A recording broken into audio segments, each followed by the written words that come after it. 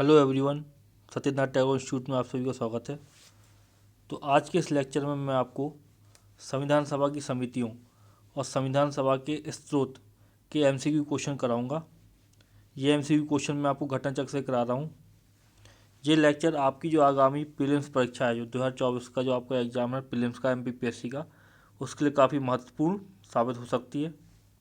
यदि यह वीडियो आपको अच्छी लगे तो वीडियो को लाइक कीजिएगा, शेयर कीजिएगा, कमेंट कीजिएगा, साथ ही हमारे चैनल को सब्सक्राइब कीजिएगा। तो चलिए शुरुआत करते हैं। तो देखो, पहला क्वेश्चन आपके सामने है। सबसे पहले हम शुरुआत कर रहे हैं संविधान निर्माण की समितियों से। संविधान निर्माण की समितियों के क्वेश्चन हम पढ़ेंगे, फिर हम पढ़ेंगे संविधान के स्रोत से क्वेश्चन। यहाँ से क्वेश्चन आते हैं, हर बार आते हैं, ठीक है। अब आपका जो सिलेबस है, सिलेबस में ये मेंशन नहीं है कहीं पे भी संविधान निर्माण की समितियाँ, लेकिन संविधान सभा के अंतर्गत संविधान निर्माण की समिति आती है। और साथ ही साथ जो संविधान के स्रोत है, वो पहला जो आपका जो सिलेबस था, पिछला सिलेबस जो था, चेंज नहीं हुआ था उसके पहले, उसमें भी मेंशन नहीं था, लेकिन उससे क्वेश्चन आए हुए थे। तो इस बार भी आपके मेंशन नहीं है, लेकिन ये इम्पोर्टेंट टॉपिक है, यहाँ से क्वेश्चन आते हैं, इतना हम पढ़ते ही हैं, ठीक है ना। पॉलिटिक्स जब हम स्टार्टिंग करते हैं तो संविधान सभा की जो समितियाँ हैं उससे और संविधान के स्रोत हैं उससे क्वेश्चन पूछा सकते हैं। तो उनके आज हम एमसीक्यू करने वाले हैं। तो देखो, पहला क्वेश्चन जो आपका है वो है, निम्नलिखित में से संविधान सभा की संघ संविधान समिति का अध्यक्ष कौन था, ठीक है ना। तो निम्नलिखित में से संविधान सभा की संघ संविधान समिति का अध्यक्ष कौन था। तो आपके ऑप्शन है A B R Ambedkar, B J B Kripalani, C Jawaharlal Nehru, या डी अल्लादी कृष्ण स्वामी अय्यर। तो आपको इसका आंसर करना है, करिए आंसर। संघ संविधान समिति का अध्यक्ष कौन था। तो देखो, इसका सही आंसर है सी जवाहरलाल नेहरू। जवाहरलाल नेहरू जो थे वो थे संघ संविधान समिति के क्या थे, अध्यक्ष थे, ठीक है। तो इसका सही आंसर है सी, ठीक है। इसके बाद हम डिस्क्रिप्शन को पढ़ लेते हैं। अब जितनी भी समितियाँ थी उनको एक बार रिवाइज कर लो, ठीक है ना। देख लो कौन कौन सी समितियों के कौन कौन अध्यक्ष था, ठीक है। तो देखो, संघीय संविधान समिति जो थी उसके अध्यक्ष कौन थे, पंडित जवाहरलाल नेहरू थे। प्रक्रिया विषयक नियमों संबंधी समिति के अध्यक्ष कौन थे, डॉक्टर राजेंद्र प्रसाद थे। संचालन समिति जो थी उसके अध्यक्ष थे डॉक्टर राजेंद्र प्रसाद। प्रारूप समिति जो थे उसके अध्यक्ष थे डॉक्टर भीमराव अम्बेडकर, ठीक है। फिर मौलिक अधिकारों, अल्पसंख्यकों एवं जनजाति और अपवर्जित क्षेत्रों संबंधी सलाहकार समिति जो थी उसके अध्यक्ष कौन थे, सरदार वल्लभ भाई पटेल, ठीक है। तो मौलिक अधिकारों, अल्पसंख्यकों एवं जनजाति और अपवर्जित क्षेत्रों संबंधी सलाहकार समिति के अध्यक्ष कौन थे, सरदार वल्लभ भाई पटेल, ठीक है। मूल अधिकार उप समिति के अध्यक्ष थे जे बी कृपलानी। अल्पसंख्यक उप समिति के अध्यक्ष थे एस सी मुखर्जी, ठीक है। फिर संघीय शक्तियों संबंधी समिति के अध्यक्ष थे पंडित जवाहरलाल नेहरू। प्रांतीय संविधान समिति के अध्यक्ष थे सरदार वल्लभ भाई पटेल। कार्य संचालन संबंधी समिति के अध्यक्ष थे के एम मुंशी। तो ये सब कुछ प्रमुख प्रमुख समितियों का डिस्क्रिप्शन दिया होता है, वो आपने पढ़ लिया। अब हम देखते हैं हमारा अगला क्वेश्चन। आपका अगला क्वेश्चन है, संविधान सभा की प्रांतीय संविधान समिति का अध्यक्ष कौन था। तो प्रांतीय संविधान समिति का अध्यक्ष बता रहा है। आपका ऑप्शन है जो है वो है, ए नंबर का आपका ऑप्शन है B R Ambedkar, B number का ऑप्शन है पंडित जवाहरलाल नेहरू, सी नंबर का ऑप्शन है डॉक्टर राजेंद्र प्रसाद और डी नंबर का ऑप्शन है सरदार पटेल। देखो ऊपर ही पढ़ा अभी हमने, प्रांतीय संविधान समिति पढ़ा ना, अध्यक्ष कौन है, सरदार वल्लभ भाई पटेल। तो उसका सही आंसर क्या होगा, डी सरदार वल्लभ भाई पटेल क्या है, इसका सही आंसर है डी नंबर का आपका ऑप्शन सही है। सरदार वल्लभ भाई पटेल क्या है, आपका सही आंसर है। प्रांतीय संविधान समिति के अध्यक्ष कौन है, सरदार वल्लभ भाई पटेल। या अध्यक्ष कौन था, सरदार वल्लभ भाई पटेल थे। अब हम देखते हैं अगला क्वेश्चन। अगला क्वेश्चन आपका है वो है, भारतीय संविधान सभा की प्रारूप समिति के अध्यक्ष कौन थे, ठीक है ना। तो प्रारूप समिति के अध्यक्ष कौन थे आपको बताना है। तो आपके ऑप्शन है, ए नंबर का आपका ऑप्शन है वो है डॉक्टर राजेंद्र प्रसाद, बी नंबर का ऑप्शन है आपका जवाहरलाल नेहरू, सी नंबर का ऑप्शन है आपका डॉक्टर बी आर अम्बेडकर और डी नंबर का आपका ऑप्शन है पुरुषोत्तम दास टंडन। तो भारतीय संविधान सभा की प्रारूप समिति के अध्यक्ष कौन थे। प्रारूप समिति सबसे इम्पोर्टेंट समिति थी ना भारतीय संविधान सभा की, 7 सदस्यीय थी वो। तो बताओ इसके अध्यक्ष कौन थे। इसका सही आंसर है सी डॉक्टर बी आर अम्बेडकर थे प्रारूप समिति के अध्यक्ष, ठीक है ना। तो प्रारूप समिति के अध्यक्ष कौन थे, डॉक्टर बी आर अम्बेडकर। अब हम देखते हैं हमारा अगला क्वेश्चन। देखो फिर से वही क्वेश्चन आया कि भारतीय संविधान सभा की प्रारूप समिति का अध्यक्ष कौन था, ठीक है ना। ऊपर हम लोग पढ़ चुके हैं, ये क्वेश्चन पूछा गया। देखो IAS प्री 2009 में पूछा गया, छत्तीसगढ़ PCS में पूछा गया, MP PCS में पूछा गया, ठीक है ना। तो भारतीय संविधान सभा की प्रारूप समिति के अध्यक्ष कौन थे? डॉक्टर BR अम्बेडकर थे, ठीक है। ए नंबर का आपका ऑप्शन सही है। अब देखते हैं हम अगला क्वेश्चन। अगला क्वेश्चन है आपका 5वें नंबर का क्वेश्चन। आपका क्वेश्चन है, देखो इसमें 2 सूचियाँ दी गई हैं, दोनों सूचियों को आपस में मिलाना है, ठीक है ना। तो संविधान सभा की समिति और एक तरफ दिए हुए हैं अध्यक्ष। सूची 1 में दी हुई हैं संविधान सभा की समितियाँ, सूची 2 में दिए गए हैं अध्यक्ष, ठीक है। तो देखो ये आपके सामने पूरा प्रश्न है, अच्छे से देख लो इसको। फिर आपको कूट दिए, उसमें से आपको बताना है कूट में से कौन सा सही होगा। तो करिए इसका आंसर। कूट आपके देखो ये है, ये आपके कूट है और ये आपका क्या है, प्रश्न है, तो आपको बताना है। तो देखो यदि मूल अधिकार संबंधी समिति की बात करते हैं हम, तो इसके अध्यक्ष कौन थे? सरदार वल्लभ भाई पटेल, ठीक है। कार्य संचालन समिति की यदि हम बात करते हैं तो इसके अध्यक्ष कौन थे? KM मुंशी थे। संघ शक्ति समिति की बात करें तो कौन थे? जवाहरलाल नेहरू थे। प्रारूप समिति की बात करें तो इसके अध्यक्ष कौन थे? BR अम्बेडकर थे, ठीक है ना। तो ये आपके सही आंसर है। तो देखो कौन सा कूट सही बैठ रहा है, तो देखो ये आपके कूट है, ठीक है। तो देखो मूल अधिकारी कौन है? सरदार वल्लभ भाई पटेल, ठीक है। तो A का 4, ए नंबर का जो आपका कूट है A का 4, ठीक है ना। फिर देखो कार्य संचालन समिति कौन है? KM मुंशी, B का 3, ठीक है ना। तो देखो 3। संघ शक्ति समिति कौन है? जवाहरलाल नेहरू, ठीक है। तो C का 2, तो C का 2 है इसमें, और D का क्या है? 1 है, ठीक है ना। प्रारूप समिति अध्यक्ष कौन है? BR अम्बेडकर, और D का क्या है? 1 है। तो सही आंसर क्या हो गया? ये A हो गया, ठीक है ना। तो कूट A जो है वो सही हुआ आपका। तो ये आपका आंसर है। अब हम देखते हैं हमारा अगला क्वेश्चन। आपका अगला क्वेश्चन है वो है कि संविधान सभा द्वारा स्थापित मौलिक अधिकारों और अल्पसंख्यक हेतु सलाहकार समिति के अध्यक्ष कौन थे? संविधान सभा द्वारा जो मौलिक अधिकार स्थापित किए गए थे ना, संविधान सभा द्वारा स्थापित मौलिक अधिकारों और अल्पसंख्यकों हेतु सलाहकार समिति के अध्यक्ष कौन थे?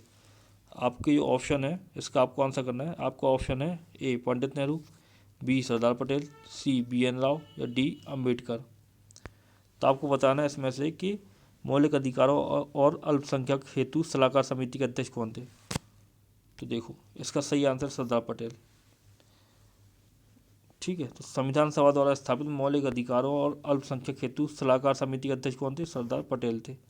तो B नंबर का आपका ऑप्शन सही है, ठीक है। तो देखो सरदार पटेल संविधान सभा द्वारा स्थापित मौलिक अधिकार और अल्पसंख्यकों हेतु सलाहकार समिति क्या थे? अध्यक्ष थे। सरदार पटेल संविधान सभा द्वारा स्थापित मौलिक अधिकारों और अल्पसंख्यकों हेतु सलाहकार समिति के अध्यक्ष थे। जबकि सलाहकार समिति जो थी ये मौलिक अधिकार और अल्पसंख्यक हेतु, जबकि सलाहकार समिति क्या थी? उप समितियाँ थी। तो देखो तो जो मौलिक अधिकार संबंधी उप समिति थी ना, मूल अधिकार संबंधी उप समिति थी, उसके अध्यक्ष थे JB कृपलानी, और अल्पसंख्यक संबंधी उप समिति के अध्यक्ष थे SC मुखर्जी, ठीक है ना। SC मुखर्जी थे इसके अध्यक्ष। अल्पसंख्यक संबंधी उप समिति के SC मुखर्जी थे, और जो आपकी मूल अधिकार संबंधी उप समिति थी उसके थे JB कृपलानी। और जो मेन समिति थी, मुख्य समिति थी अल्पसंख्यकों और मौलिक अधिकार संबंधी, उसके अध्यक्ष थे सरदार पटेल, ठीक है। अब हम देखते हैं हमारा अगला क्वेश्चन, ठीक है। तो देखो आपका क्वेश्चन है 7वें नंबर का, वो है कि डॉक्टर BR अम्बेडकर की अध्यक्षता में संविधान सभा की प्रारूप समिति में कितने अन्य सदस्य थे, ठीक है। तो जो प्रारूप समिति थी उसमें डॉक्टर BR अम्बेडकर की अध्यक्षता में कितने अन्य सदस्य थे? देखो वैसे तो प्रारूप समिति क्या थी? 7 सदस्य थी। डॉक्टर BR अम्बेडकर समेत इसमें 6 लोग और थे, सॉरी, डॉक्टर BR अम्बेडकर समेत इसमें 7 लोग थे, मतलब डॉक्टर BR अम्बेडकर को मिला के इसमें 7 लोग थे। अब क्वेश्चन में क्या पूछा गया है? अब क्वेश्चन में पूछा गया है कि डॉक्टर BR अम्बेडकर की अध्यक्षता में संविधान सभा की प्रारूप समिति में कितने अन्य सदस्य थे। अन्य लिख गया ना यहाँ पे, समझ रहे आप? अन्य से मतलब डॉक्टर BR अम्बेडकर तो है ही, इसके अलावा अन्य सदस्य कितने थे। अब आपको जो 7 सदस्यीय समिति है आपको ध्यान रखना है कि BR अम्बेडकर को छोड़ के फिर कितने सदस्य बचे? 6 सदस्य बचे। तो इसका सही आंसर क्या होगा? B नंबर का, ठीक है। तो 6 सदस्य थे, ठीक है। तो बी नंबर का आपका ऑप्शन सही है। कितने अन्य सदस्य थे? 6 अन्य सदस्य थे। ठीक है, थोड़ा सा डिस्क्रिप्शन पढ़ लो इसका।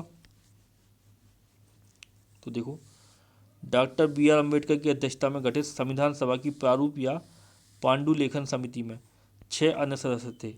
अब उन सदस्यों के नाम देख लो। पहले थे एन गोपाल स्वामी अयंगर, फिर थे Alladi Krishna Swami Ayyar, K M Munshi, Mohammad Saadulla, B L Mitra. B L Mitra किसकी जगह पर आए थे? डीपी खेतान की जगह पर आए थे। बी एल मित्र डीपी खेतान की जगह आए थे। ठीक है ना। फिर इनमें से बी एल मित्र के स्थान पर एन माधवराव तथा डीपी खेतान की वर्ष 1948 में मृत्यु हुआ टी टी कृष्णाचार्य को समिति में शामिल किया गया था। ठीक है ना। तो गलत बता दिया थोड़ा सा मैंने, तो फिर से देख लो सदस्य। देखो, N Gopal Swami Ayyangar, Alladi Krishna Swami Ayyar, K M Munshi, Mohammad Saadulla, B L Mitra और डी पी खेतान, ये सब क्या थे? अन्य सदस्य थे प्रारूप समिति के। ठीक है। अब जो बी एल मित्र जो थे, इनमें से बी एल मित्र के स्थान पर कौन आए थे? एन माधवराव आ गए थे। अब बी एल मित्र की जगह कौन आ गए थे? एन माधवराव आ गए थे। ठीक है ना। तथा डी पी खेतान की वर्ष 1948 में मृत्यु हुआ, उनकी जगह कौन आ गया था? टी टी कृष्णाचार्य आ गए थे। ठीक है, तो इतना आपको याद रखना है प्रारूप समिति के बारे में। अब हम देखते हैं हमारा अगला क्वेश्चन। आपका अगला क्वेश्चन जो है वो है, निम्नलिखित में से कौन संविधान प्रारूप समिति के सदस्य थे? ठीक है ना। तो आपके ऑप्शन जो हैं वो हैं एन गोपाल स्वामी, जवाहरलाल नेहरू, अल्लादी कृष्ण स्वामी अय्यर, सरदार पटेल। फिर नीचे दिए गए कूट का प्रयोग करते हुए सही उत्तर का चयन करिए। ठीक है, तो आपका क्वेश्चन है कि निम्नलिखित में से कौन संविधान की प्रारूप समिति के सदस्य थे? उन सदस्यों के नाम लिखे हुए हैं। पहले नंबर पर लिखे एन गोपाल स्वामी, दूसरे नंबर पर जवाहरलाल नेहरू, तीसरे पर लिखा है अल्लादी कृष्ण स्वामी अय्यर, चौथे पर लिखा सरदार पटेल।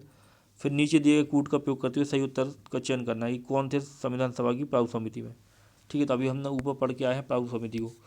तो जवाहरलाल नेहरू तो थे नहीं, सरदार पटेल भी नहीं थे उसमें शामिल, उसमें एन गोपाल स्वामी थे और अल्लादी कृष्ण स्वामी अय्यर थे। तो 1 और 3 सही है। तो 1 और 3 किस में, कौन से कूट में लिखा हुआ है? तो देखो, सी नंबर के कूट में लिखा है 1 और 3। तो ये वाला आंसर क्या है? सही है, सी नंबर आपका आंसर सही है। ठीक है, तो आपका आंसर है सी। अब हम देखते हैं हमारा अगला क्वेश्चन। आपका क्वेश्चन है कि संविधान की पांडुलेखन समिति का निम्न में से कौन सदस्य नहीं था? ठीक है ना। आपके ऑप्शन है मोहम्मद सादुल्ला, बी नंबर का आपका ऑप्शन है के एम मुंशी, सी नंबर का आपका ऑप्शन है के अय्यर और डी नंबर का आपका ऑप्शन है जवाहरलाल नेहरू। तो आपको ये बताना है कि इनमें से संविधान की पांडुलेखन समिति का निम्नलिखित में से कौन सदस्य नहीं था। पांडुलेखन मतलब प्रारूप समिति। ठीक है ना, प्रारूप समिति को अभी हम ऊपर पढ़ के आए। तो पांडुलेखन का मतलब प्रारूप समिति। तो कौन सदस्य नहीं था बताओ? मोहम्मद सादुल्ला तो थे, के एम मुंशी भी थे, ए के अय्यर भी थे। ए के का मतलब हुआ अल्लादी कृष्ण स्वामी अय्यर, समझ गए आप? ए के अय्यर लिखा है वो। जवाहरलाल नेहरू नहीं थे प्रारूप समिति में। ठीक है ना। तो सही आंसर क्या होगा? डी नंबर का, जवाहरलाल नेहरू सदस्य नहीं थे। तो आपका आंसर क्या है? डी। डी आपका सही है। अब हम देखते हैं हमारा अगला क्वेश्चन। आपका क्वेश्चन है, संविधान सभा ने डॉक्टर बी आर अम्बेडकर की अध्यक्षता में प्रारूप समिति का गठन कब किया था? ठीक है ना। तो अब आपको बताना है कि प्रारूप समिति का गठन कब किया गया है। तो आपके ऑप्शन है, ए नंबर का आपका ऑप्शन है 13 दिसंबर 1946 को, बी नंबर का आपका ऑप्शन है 22 जनवरी 1947 को, सी नंबर का ऑप्शन है 3 जून 1947 को, डी नंबर का आपका ऑप्शन है 29 अगस्त 1947 को। तो बताइए इनमें से किस डेट को प्रारूप समिति का गठन किया गया था? तो करिए आंसर। तो देखो, इसका सही आंसर है डी नंबर का, 29 अगस्त 1947 को प्रारूप समिति का क्या किया गया था? गठन किया गया था। ठीक है ना। तो ये आपका डी नंबर का आपका ऑप्शन सही है। प्रारूप समिति का गठन कब हुआ है? 29 अगस्त 1947 को। याद रखना ये डेट, इंपॉर्टेंट क्वेश्चन है, ऐसे क्वेश्चन पूछे जाते हैं। ये क्वेश्चन पूछा गया था यूपी पीसीएस मेंस में 2008 में। ठीक है, थोड़ा सा डिस्क्रिप्शन पढ़ लो। संविधान के प्रारूप पर विचार करने हेतु संविधान सभा द्वारा 29 अगस्त 1947 को संकल्प पारित करके डॉक्टर बी आर अम्बेडकर की अध्यक्षता में प्रारूप समिति का क्या किया गया था? गठन किया गया था। ठीक है, तो ये आपका क्वेश्चन हो गया। अब देखते हैं हम हमारा अगला क्वेश्चन। आपका क्वेश्चन है, कि संविधान निर्मात्री परिषद की झंडा समिति का अध्यक्ष कौन था। ठीक है, आपको बताना है कि झंडा समिति के अध्यक्ष कौन थे। तो आपके ऑप्शन है ए सी राजगोपालचारी, डी डॉक्टर राजेंद्र प्रसाद, सी जे.बी. कृपलानी और डी डॉक्टर वी.आर. अम्बेडकर। तो आपको बताना है इसमें से सही आंसर कौन सा है कि संविधान निर्मात्री परिषद की झंडा समिति के अध्यक्ष कौन थे। तो करिए आंसर। तो देखो इसका सही आंसर है डॉक्टर राजेंद्र प्रसाद।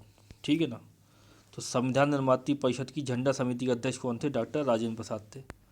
ठीक है, तो बी नंबर का आपका ऑप्शन सही है, डॉक्टर राजेंद्र प्रसाद सही है। अब हम देख लेते हैं थोड़ा सा डिस्क्रिप्शन। तो देखो पढ़ते हैं, हम पढ़ना चालू करते हैं। ठीक है, भारतीय इतिहास में 2 झंडा समितियों का विशेष उल्लेख मिलता है। ठीक है, पहली देखो 2 अप्रैल 1931 को कांग्रेस के कराची अधिवेशन में गठित झंडा समिति, जिसके अध्यक्ष थे सरदार वल्लभ भाई पटेल थे, तथा शेष 6 सदस्य जो थे वो थे मौलाना अबुल कलाम आज़ाद, तारा सिंह, जवाहरलाल नेहरू, टी.बी. केलकर, हरिदकर, पट्टाभी सीतारमैया। ठीक है ना, फिर दूसरी एक और झंडा समिति थी, देखो फिर थी, एक थी तदर्थ झंडा समिति। तदर्थ झंडा समिति का गठन संविधान निर्मात्री परिषद ने 23 जून 1947 को किया था, जिसके अध्यक्ष डॉक्टर राजेंद्र प्रसाद थे, तथा अन्य सदस्य जो थे वो अन्य सदस्यों को देखेंगे हम।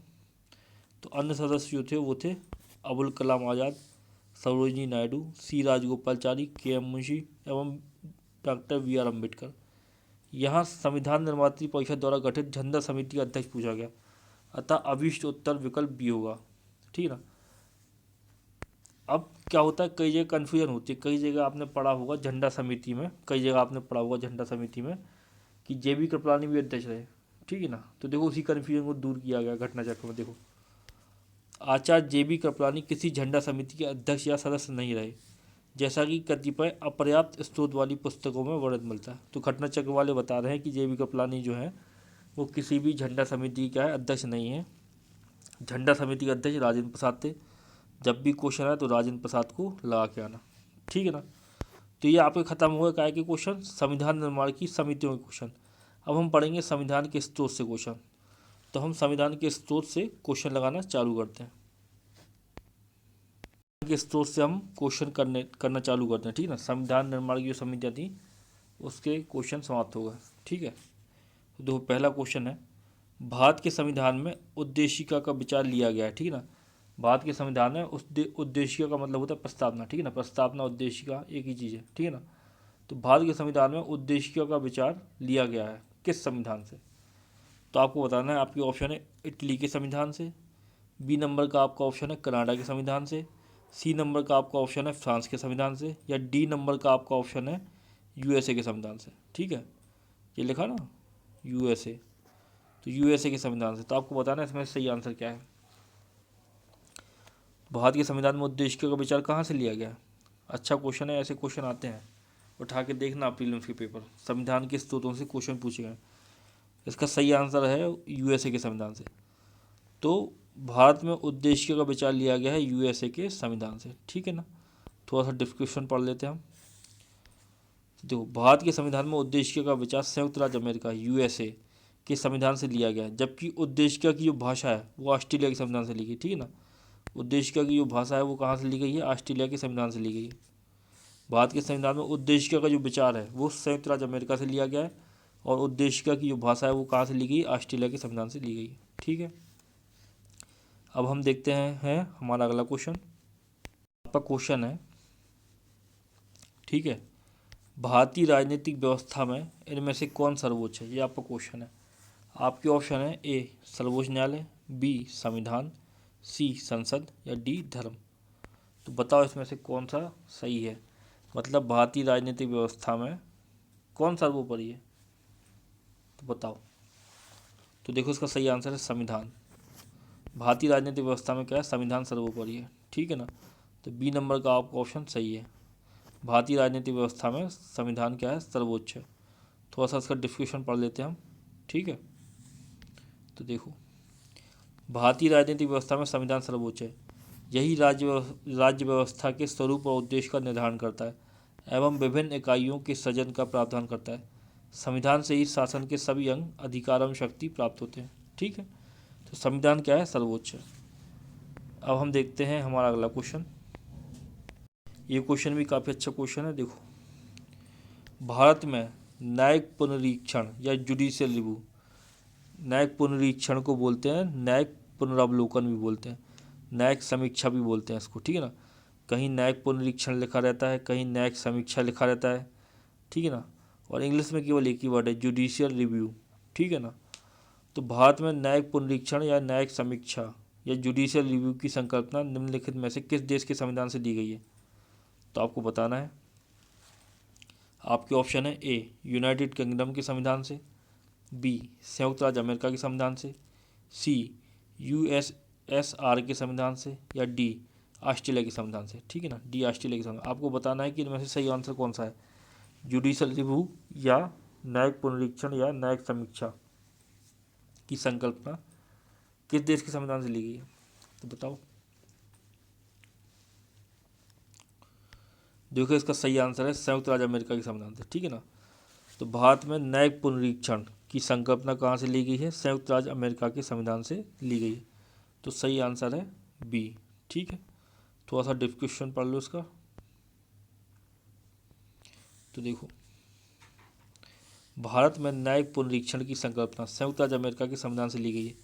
इसका आशय है कि सर्वोच्च न्यायालय विधानों एवं आदेशों का न्यायिक पुनरावलोकन कर सकता है तथा उन विधानों एवं आदेशों को शून्य घोषित कर सकता है जो संविधान के प्रावधानों का क्या करते हैं? उल्लंघन करते हैं। समझ रहे आप बात को? न्यायिक समीक्षा का मतलब होता है कि जो भी सरकार कानून या बिल लाती है, कोई भी कानून अधिनियम लाती है, उसकी समीक्षा जो है सुप्रीम कोर्ट कर सकता है यदि उसमें कोई भी ऐसा प्रावधान है जो संविधान के मूलभूत ढांचे को प्रभावित कर रहा है या जो संविधान में लिखी हुई बातों का उल्लंघन कर रहा है, तो सरकार तो सुप्रीम कोर्ट को क्या कर सकता है? निरस्त कर सकता है। ठीक है, अब हम देखते हैं हमारा अगला क्वेश्चन। अगला क्वेश्चन है आपका, न्यायिक पुनरावलोकन की व्यवस्था कहाँ से ली गई है? तो आपके न्यायिक पुनरावलोकन की व्यवस्था, ठीक है ना, अब आपके ऑप्शन जो लिखे हैं, केवल भारत में है, केवल यूएसए में है, भारत और यूएसए में है, केवल यूके में है। ठीक है, तो आपको बताना है इसमें से सही आंसर क्या है। ऊपर पढ़ के आया ना हम लोग न्यायिक पुनरीक्षण को, मैंने बताया था वही न्यायिक समीक्षा बोलते हैं, उसी को बोलते हैं न्यायिक पुनरावलोकन बोलते हैं। उसको इंग्लिश में केवल एक ही वर्ड है उसके लिए, जुडिशियल रिव्यू। तो वो कहाँ से लिया गया था? भारत के संविधान में, यूएसए के संविधान से लिया गया था। तो इसका सही आंसर क्या होगा? सी, भारत और यूएसए में है न्यायिक पुनरावलोकन का सिद्धांत। ठीक है, तो ये आपका सही है। अब हम देखते हैं हमारा अगला क्वेश्चन। अच्छा क्वेश्चन है, पढ़ो देखो इसको, क्वेश्चन वो क्या है। क्वेश्चन है, निम्नलिखित में से कौन सा लक्षण भारतीय परिसंघ और अमेरिकी परिसंघ में समान रूप से पाया जाता है? ठीक है ना, मतलब भारत और अमेरिका में कौन सा लक्षण है ऐसा जो समान रूप से पाया जाता है? तो आपका ए नंबर का ऑप्शन है एक ही नागरिकता, मतलब एकल नागरिकता। तो देखो, भारत में तो एकल नागरिकता है, लेकिन यूएसए में एकल नागरिकता नहीं है। ठीक है ना, पहले आप ऑप्शन देख लो। देखो, तो आपका क्वेश्चन है, निम्नलिखित में से कौन सा लक्षण भारतीय परिसंघ और अमेरिकी परिसंघ में समान रूप से पाया जाता है?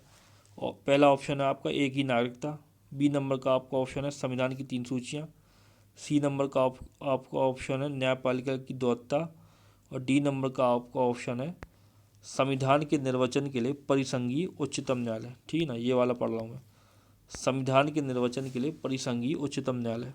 ठीक है, तो आपको बताना है इनमें से, इन चारों में से कौन सी व्यवस्था है जो दोनों संविधानों में क्या है? एक समान है।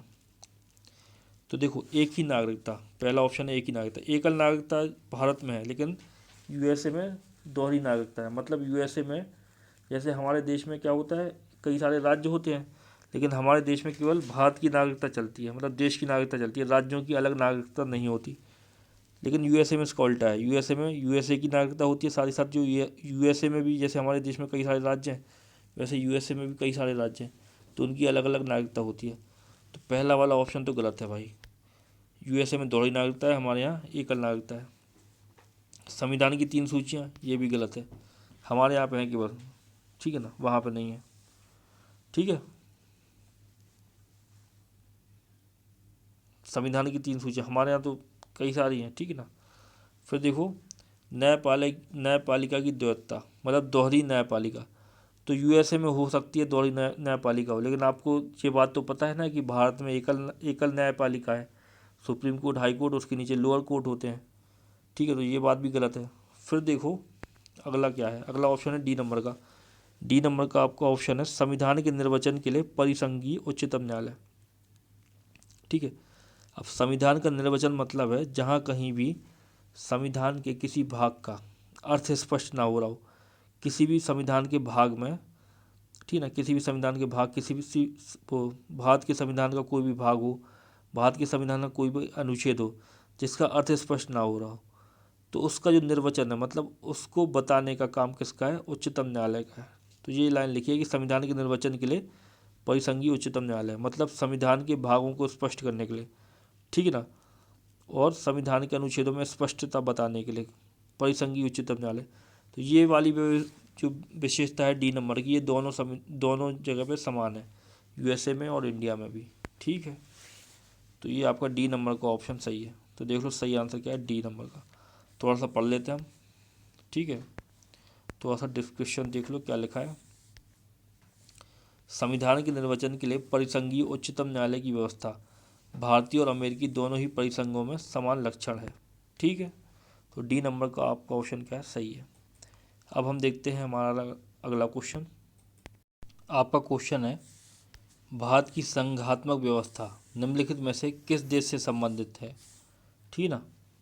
तो आपको बताना है। तो आपके ऑप्शन जो हैं, आपके ऑप्शन है ए कनाडा से, बी यूनाइटेड किंगडम से, सी संयुक्त राज्य अमेरिका से, डी आयरलैंड से। तो आपको इसका आंसर करना है। क्वेश्चन है भारत की संघात्मक व्यवस्था निम्नलिखित में से किस देश से संबंधित है। तो करिए इसका आंसर। तो देखो उसका सही आंसर है ए नंबर का, ठीक है ना, कनाडा।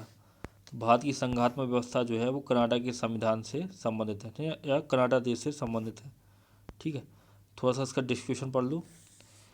डिस्क्रिप्शन में लिखा है केवल इतना ही कि भारत की संघात्मक व्यवस्था भारतीय संविधान में कनाडा के संविधान से ली गई है, ठीक है।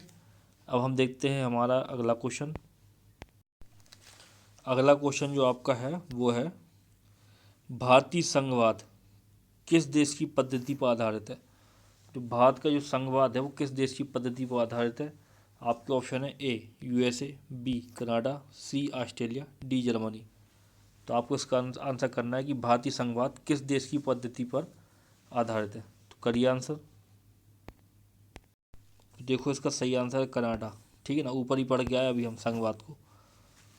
तो भारतीय संघवाद किस देश की पद्धति पर आधारित है, कनाडा की पद्धति पर आधारित है। तो इसका सही आंसर क्या है, बी नंबर का इसका सही आंसर है।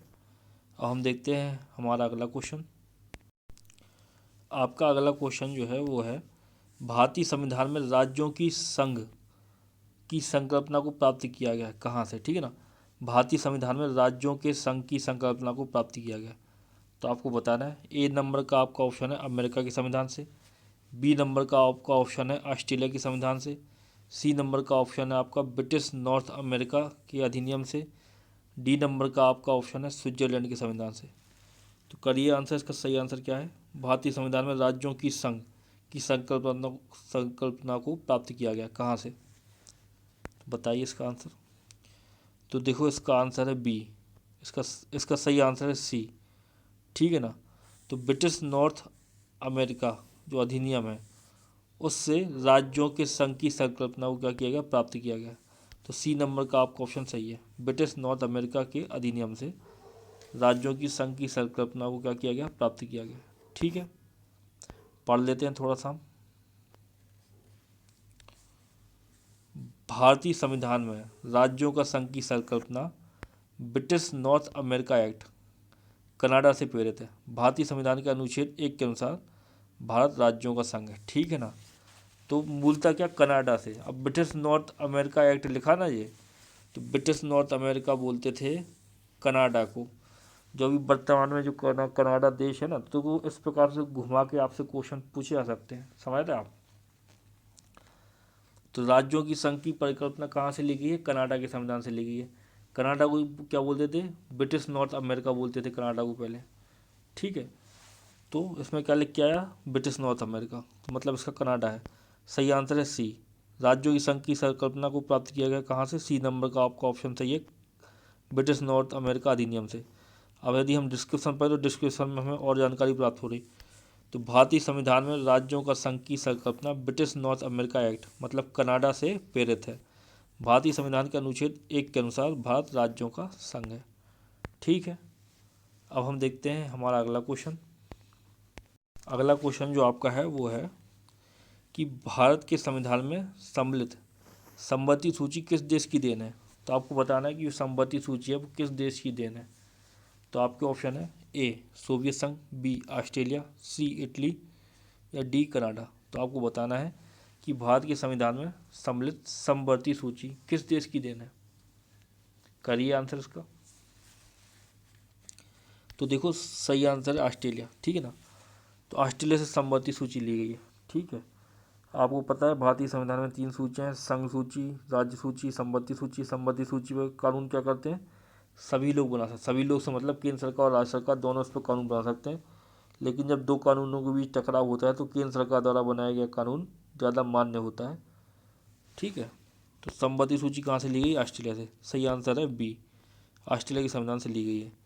अब हम देखते हैं हमारा अगला क्वेश्चन, डिस्क्रिप्शन पढ़ लो। तो भारत के संविधान में संपत्ति सूची को ऑस्ट्रेलिया के संविधान से लिया गया है। इस सूची में ऐसे विषय शामिल हैं जिन पर केंद्र एवं राज्य दोनों को कानून बनाने का अधिकार है। दोनों द्वारा निर्मित कानूनों में टकराव की स्थिति में केंद्र द्वारा निर्मित कानून ही मान्य होगा। इसे 7वीं अनुसूची में शामिल किया गया। जो तीनों अनुसूचियाँ, वो तीनों जो सूचियाँ हैं, संघ सूची, राज्य सूची और संपत्ति सूची, ठीक है ना, जो तीनों की बात किस अनुसूची में, 7वीं अनुसूची में। ठीक है, तो ये हो गया डिस्कशन। अब हम देखते हैं अगला क्वेश्चन। इससे वही क्वेश्चन है कि संपत्ति सूची की संकल्पना उद्धृत की है। ठीक है ना, भारत ने संपत्ति सूची की संकल्पना कहाँ से ली है।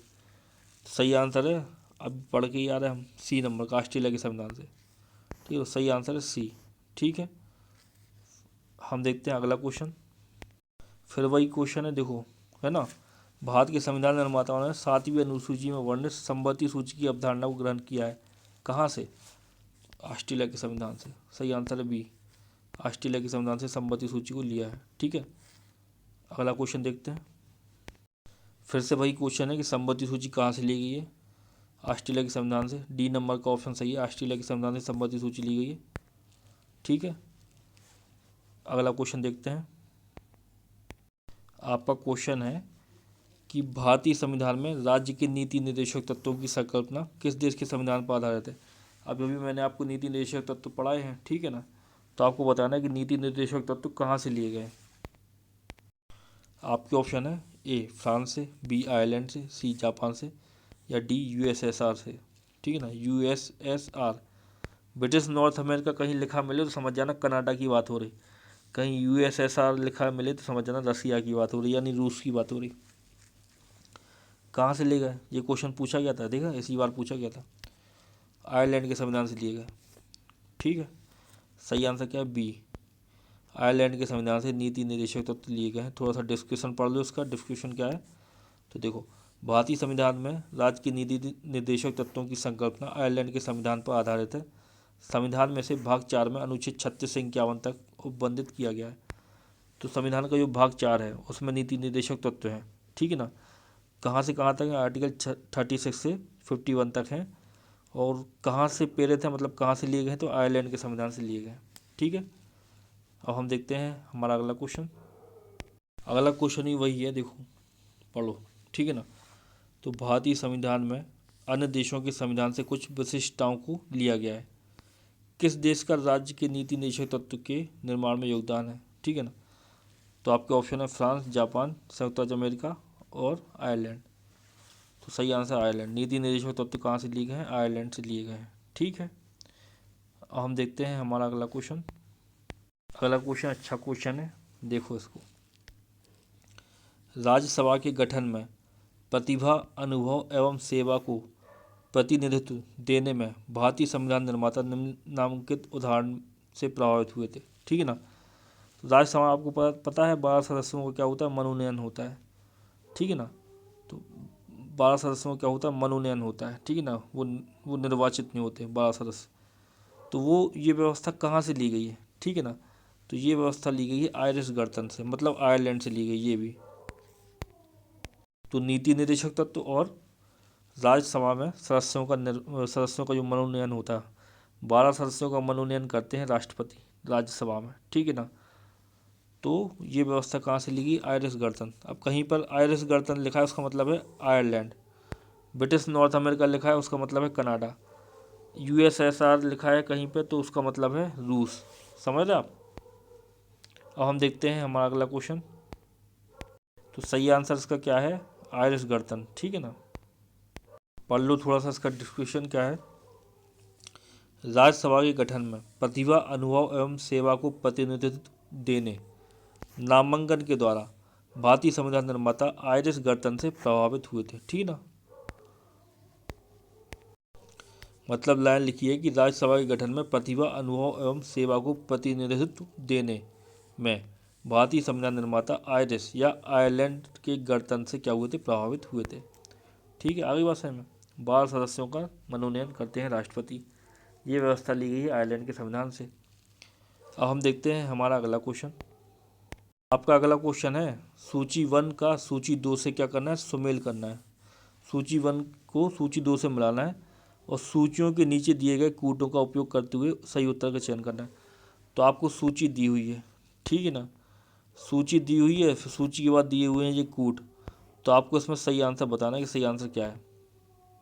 तो देखो सूची को ध्यान से। तो देखो मूल अधिकार जो है, मूल अधिकार कहाँ से लिए गए, मूल अधिकार लिए गए संयुक्त राज्य अमेरिका से, ठीक है ना।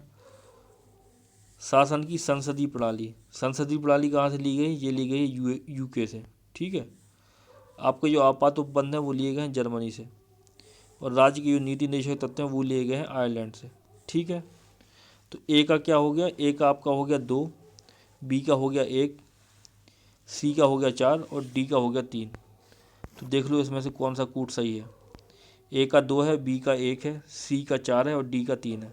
तो देखो सी नंबर का कूट सही है, तो मतलब आंसर क्या हो गया, सी हो गया। तो इसका आंसर क्या है, सी है।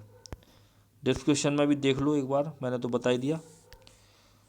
मूल अधिकार लिए गए संयुक्त राज्य अमेरिका से, शासन की संसदीय शासन प्रणाली ली गई ग्रेट ब्रिटेन यूके से, आपात उपबंध लिए गए जर्मनी के वाइमर संविधान से, और राज्य के नीति निदेशक तत्व लिए गए आयरलैंड से, ठीक है। तो ये हो गया आपका 16वें नंबर का क्वेश्चन। अब हम देखते हैं हमारा अगला क्वेश्चन। आपका क्वेश्चन है कि निम्नलिखित में से कौन सा एक युग्म सही सुमेलित नहीं है। तो आपको बताना है कौन सा सही सुमेलित नहीं है। सही जोड़ी दी गई है, आपको बताना है कौन सी सही नहीं है। तो देखो मौलिक अधिकार तो संयुक्त राज्य अमेरिका के संविधान से लिए गए, बात तो सही है। राज्य की नीति निदेशक तत्व जो है वो आयरलैंड के संविधान से लिए गए, ये बात भी सही है। केंद्र की अवशेष शक्तियाँ जो है वो ऑस्ट्रेलिया के संविधान से ली गई हैं, ये बात गलत है।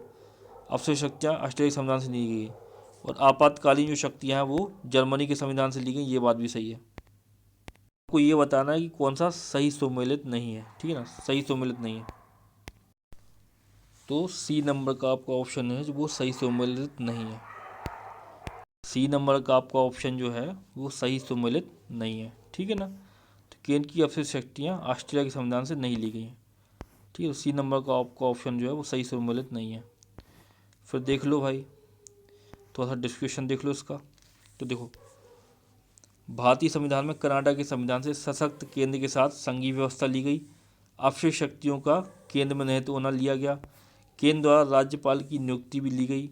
उच्चतम न्यायालय का परामर्शी न्याय निर्णय भी लिया गया। ये सब कनाडा के संविधान से लिया गया, इतना सब, ठीक है ना। भारतीय संविधान में कनाडा के संविधान से सशक्त केंद्र के साथ संघीय व्यवस्था ली गई। अवशेष शक्तियाँ केंद्र में निहित हैं, ये भी कनाडा के संविधान से लिया गया। केंद्र द्वारा राज्यपालों की नियुक्ति, ये भी कनाडा के संविधान से लिया गया। उच्चतम न्यायालय का परामर्शी न्याय निर्णय, ये भी कनाडा के संविधान से ग्रहण किया गया। जबकि जो संसद के दोनों सदनों की संयुक्त बैठक, उद्देशिका की भाषा, ठीक ना, व्यापार, वाणिज्य और समागम की स्वतंत्रता तथा संमति सूची व्यवस्था ऑस्ट्रेलिया के संविधान से ग्रहण की है, ठीक ना। तो ये बात है, ऑस्ट्रेलिया के संविधान से अवशेष शक्तियाँ केंद्र में निहित हैं, ये ग्रहण नहीं किया गया है। समझ रहे आप। ये चीज़ प्रस्तावना का जो विचार है वो लिया गया यूएसए से कि प्रस्तावना रखनी है, और प्रस्तावना की भाषा ली गई ऑस्ट्रेलिया के संविधान से। समझ रहे आप। फिर हम देखते हैं अगला क्वेश्चन हमारा। देखो आपके सामने फिर सूची दी हुई है, ठीक है ना। तो सूची 1 को सूची 2 से मेल करना है, ठीक है ना। सूची 1 को सूची 2 से मिलाना है, ठीक है ना। और फिर नीचे आपको कूट दिए हुए हैं, ये आपके कूट हैं, आपको बताना है कि इसमें से सही आंसर क्या है, ठीक है। तो देखो मिलाते हैं हम। मौलिक अधिकार हम कई बार पढ़ चुके हैं, ठीक है ना। मौलिक अधिकारों को हम कई बार पढ़ चुके हैं। तो मौलिक अधिकार कहाँ से लिए गए? मौलिक अधिकार जो लिए गए हैं आपके, वो लिए गए हैं कहाँ से? अमेरिका के संविधान से, ठीक ना। राज्य के नीति निर्देशक तत्व जो हैं वो लिए गए हैं कहाँ से? आयरलैंड के संविधान से, ठीक है। और जो आपके मंत्रिमंडलीय सरकार है वो ली गई है ब्रिटेन के संविधान से। केंद्र राज्य संबंध जो है वो आपके लिए गए हैं कनाडा के संविधान से, ठीक है। आ रही बात समझ में? तो ए का क्या हो गया? 4 हो गया, ठीक है ना। ए का क्या हो गया? 4 हो गया, ठीक है। आपका बी का है आपका 3 हो गया, ठीक है। सी का आपका हो गया 1, डी का आपका हो गया 2, ठीक है। तो देखो कौन सा सही है। ए का 4, बी का 3, सी का 1, डी का 2, डी नंबर का आपका जो कूट है वो सही है, ठीक है ना। तो आपका सही आंसर है डी नंबर का, ठीक है। तो देखो डी नंबर का आपका ऑप्शन सही है, ठीक है। तो देख लो सही सुमेलन भी देख लो एक बार, फिर से देख लो। मौलिक अधिकार कहाँ से? अमेरिका के संविधान से। राज्य की नीति निर्देशक तत्व कहाँ से? आयरिश संविधान से, मतलब आयरलैंड के संविधान से। मंत्रिमंडलीय सरकार है ब्रिटिश संविधान से। केंद्र राज्य संबंध है कनाडा के संविधान से, ठीक है। अब हम देखते हैं हमारा अगला क्वेश्चन। फिर देखो 2 सूची दी हुई है और सूची 1 को सूची 2 से क्या करना है? मिलाना है, सम्मिलित करना है। फिर नीचे कुछ कूट दिए हैं, उन कूट के अनुसार आपको आंसर करना है कौन सा कूट सही है, ठीक है। तो फिर से देख लो क्वेश्चन ये है, ठीक है। देख लिया आपने? तो अब हम मिलाते हैं। देखो विधि का शासन जो है, विधि का शासन लिया गया है आपका इंग्लैंड से, ठीक है। विधि द्वारा स्थापित प्रक्रिया आपकी ली गई है जापान से। आपका जो राष्ट्रपति के विचारक राज्यपाल द्वारा विधेयक सुरक्षित रखना, ये लिया गया है कनाडा से। और विस्तृत उभयनिष्ठ सूची मतलब संबंधी सूची, उभयनिष्ठ सूची मतलब संबंधी सूची, ये लिए गए हैं ऑस्ट्रेलिया से, ठीक है। तो विधि का शासन कहाँ से लिया गया? इंग्लैंड से लिया गया है। तो ए का क्या हो गया? 2 हो गया, ठीक है। बी का क्या हो गया? बी का हो गया 3। तो देखो डी नंबर का आपका ऑप्शन है वो बता रहा है ए का 2, बी का 3, ये वाला आपका सही है, ठीक है ना। सी का 4 है, ये वाला 4 है, ठीक है ना। और जो आपका डी का 1 है, मतलब विस्तृत उभयनिष्ठ सूची या संबंधी सूची कहाँ से ली गई है? ऑस्ट्रेलिया के संविधान से ली गई। तो डी का क्या है? 1 है, ऑस्ट्रेलिया के संविधान से ली गई है, ठीक है। तो सही आंसर क्या है? डी, ये आपका सही आंसर है। डिस्क्रिप्शन पढ़ लो थोड़ा सा, देख लो, फिर से देख लो, मैं तो बता ही चुका हूँ आपको। विधि का शासन लिया गया इंग्लैंड से। विधि द्वारा स्थापित प्रक्रिया ली गई है जापान से। राष्ट्रपति के विचारक राज्यपाल द्वारा विधेयक सुरक्षित रखना, ये लिया गया है कनाडा से, ठीक है। राज्य का जो राज्यपाल होता है वो कोई भी जो राज्य विधानमंडल द्वारा कोई भी विधेयक जो पारित किया जाता है उसको राष्ट्रपति के विचारक रख सकता है सुरक्षित, ठीक है ना। राज्यपाल के पास ये अधिकार है। विस्तृत उभयनिष्ठ सूची मतलब संबंधी सूची ऑस्ट्रेलिया के संविधान से, ठीक है। अब हम देखते हैं हमारा अगला क्वेश्चन।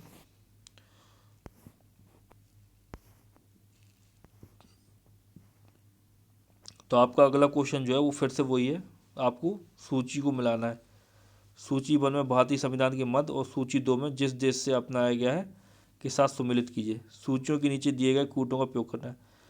पहली सूची को दूसरी सूची से मिलाना है, साथ ही साथ नीचे कुछ कूट दिए गए, उन कूटों से क्या करना है? आंसर आपको देना है, ठीक है।